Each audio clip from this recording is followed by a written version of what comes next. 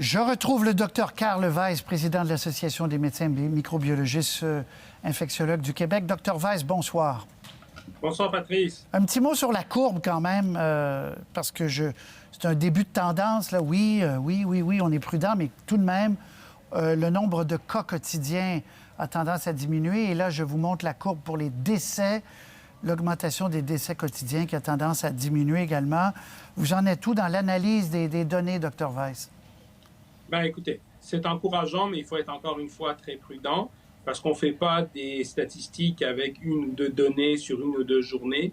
Mais il est clair que si on continue sur cette tendance-là, ça veut dire qu'on est dans la partie descendante de la courbe pour cette phase de la pandémie. Il faut comprendre qu'il y aura plusieurs phases, mais au moins, c'est encourageant.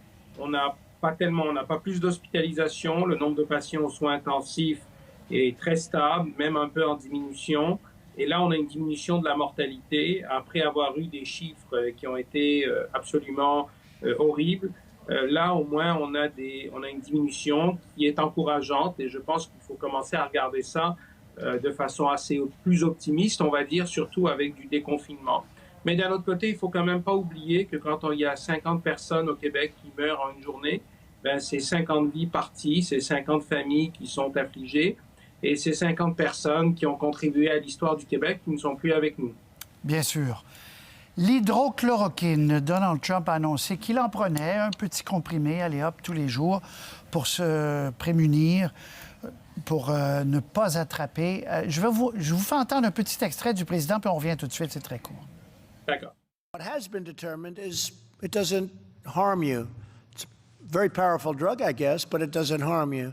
So I thought as a frontline defense, possibly it would be good. And I've had no impact from it. I feel the same. I haven't changed. I don't think too much. Alors, il dit, ça ne peut pas nous faire du mal en prévention. Pourquoi pas? Qu'en pensez-vous? Ben, écoutez, il n'y a pas de données actuellement pour dire que l'hydroxychloroquine en prévention est utile. Donc, moi, ce que je recommanderais aux gens, c'est de ne pas en prendre en prévention. C'est un médicament qui est quand même relativement bien toléré, qui n'a pas d'effets secondaires énormes, mais qui, chez des gens qui prennent d'autres médicaments, peut quand même donner des effets secondaires. Vous savez, il y a des gens qui prennent l'hydroxychloroquine, par exemple les gens qui font du lupus, les gens qui font de l'arthrite rhumatoïde dans certains cas. Donc, il y a ces gens-là qui ont des problèmes rhumatologiques qui prennent l'hydroxychloroquine depuis longtemps. D'ailleurs, il y a une étude aux États-Unis qui regarde ces gens-là. Est-ce qu'ils vont avoir moins de COVID? Et s'ils vont faire la COVID, est-ce qu'elle va être moins sévère? Donc, il y a une cohorte actuellement qui est en train d'être suivie aux États-Unis par rapport à ça. Mais en prophylaxie, à l'étape actuelle, aujourd'hui, il n'y a aucune donnée qui supporte le fait d'en prendre. Et moi, je déconseillerais très fortement à qui que ce soit d'aller appeler son médecin ou pire encore, d'aller sur l'Internet, s'acheter des pilules dont la qualité n'est pas connue d'hydroxychloroquine et de commencer à les consommer. Ce serait probablement une erreur. Donc, ni pour prévenir, dites-vous, ni pour guérir. Bien, guérir, on ne sait pas. Guérir, je vous dirais, les données sont très mitigées. S'il y a une activité dans la guérison, c'est pour des... Parce que là, on parle de deux choses différentes. Le président Trump n'est pas malade. Il se dit, moi, je veux prendre ces médicaments-là pour ne pas tomber malade. C'est autre chose. Ça s'appelle de la prophylaxie. Là, il n'y a aucune donnée. Pour les gens qui sont malades, qui commencent à avoir des symptômes qui testent positifs pour la COVID, ben pour ces gens-là, s'il y a une utilité, c'est peut-être chez des gens qui sont très peu malades, très au début de la maladie, prise de façon concomitante avec un autre médicament qui est l'azithromycine. Donc, c'est beaucoup de plus en même temps. Et c'est peut-être là où il y a un effet possible, mais là encore, il n'y a absolument rien de prouvé.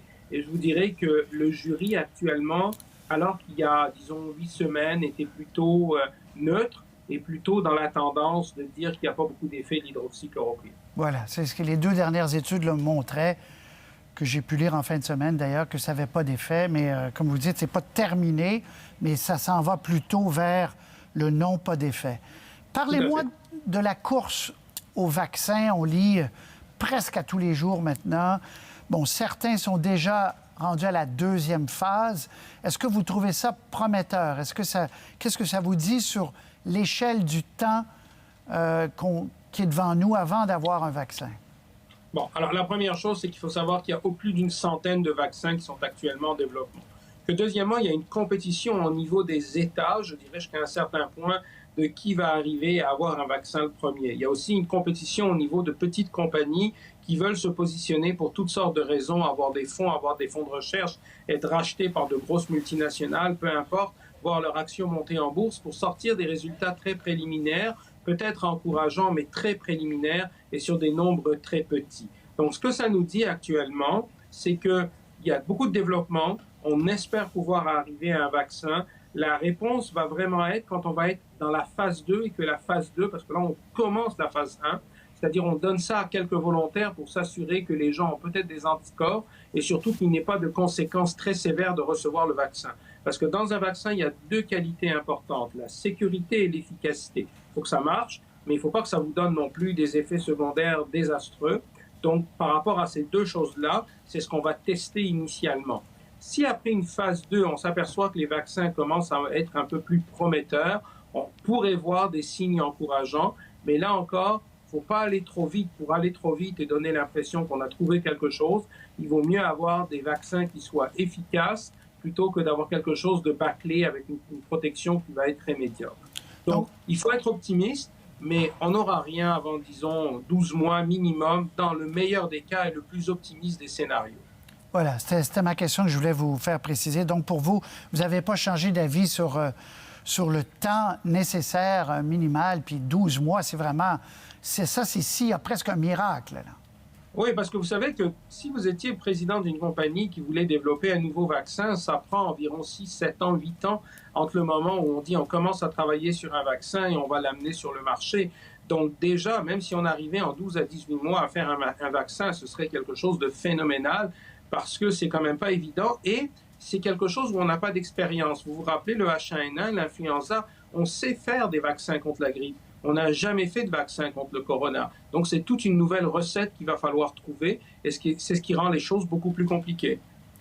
Docteur Weiss, une question du public en terminant. Mon petit-fils, numéro 4, mon petit-fils de 6 ans souffre d'eczéma. Avec le désinfectant utilisé à l'école, et Dieu sait qu'on se lave les mains souvent, son eczéma s'est aggravé et lui fait mal. Existe-t-il une alternative? Écoutez, l'eau et le savon, c'est très bon, mais probablement qu'il aurait besoin d'un traitement agressif de son eczéma et d'aller voir donc un dermatologue par rapport à ça. Mais il y a aussi l'hydratation des mains qui est très importante. Mais si vraiment l'eczéma se détériore en mettant des gels alcoolisés de façon naturelle comme les autres, c'est que ça veut dire qu'il aurait probablement besoin d'être vu par un dermatologue pour lui donner le meilleur traitement possible et le plus ajusté.